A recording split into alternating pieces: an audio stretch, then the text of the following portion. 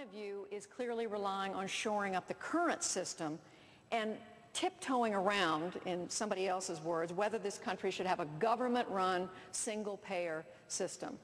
Is that I don't think we should have a government-run, single-payer system. I'm not tiptoeing around it. I'm walking through it, number one. Number two, the other thing is to keep in mind, we talk about money. You want to get influence out of this, support my public financing bill. Have just nothing but public financing.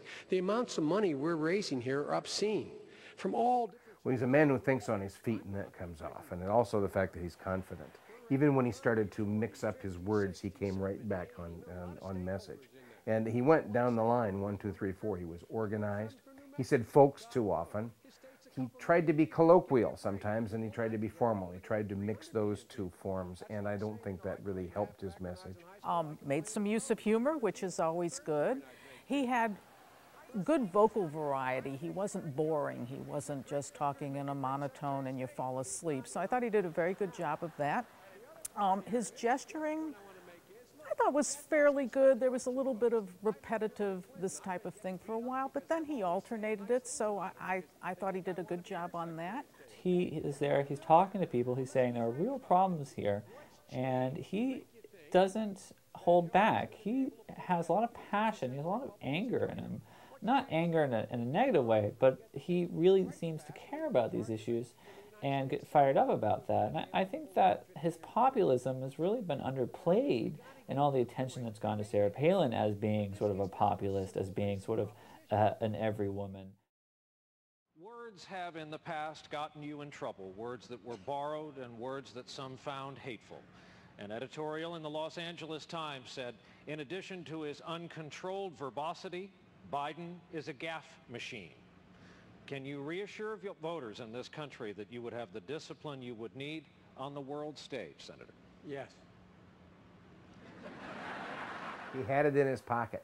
We tell kids to have things in their pockets that can bring out in case the opportunity arises in their preparation. Yes, I thought that was brilliant. If he came up with that off the cuff, my hat's off to him. Perhaps he can be concise and keep things clean. But the other thing was, his use of humor there was very well done. Joe Biden can be very funny, and I think he's more in control than he appears. I think it's pretty straightforward, and it's not you don't have to make a choice of balancing the budget and/or leading with the priorities that most of us feel strongly about, from health care to education to the environment. And I just put it in real stark terms. It's about priorities. I apologize for my cold. It's about priorities.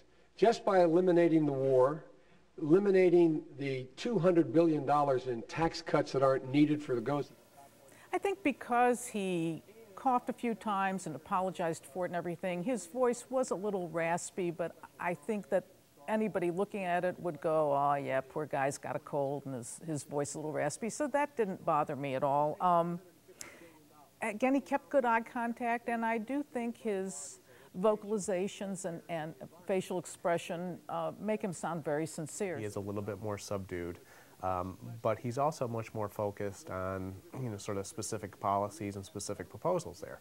And so if I think of what he's trying to do with the brand, trying to be decisive and plain spoken, he's also, perhaps in moments like this, also trying to get very specific and say, well, there's also this substance.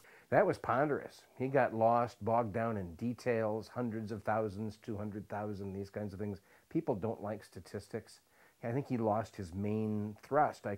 He lost it. He puts in compound, complex sentences when he doesn't need to. Not only are the Hezbollah holding an Israeli soldiers hostage, but they're holding Lebanon hostage. And half the Lebanese people are angry with Hezbollah.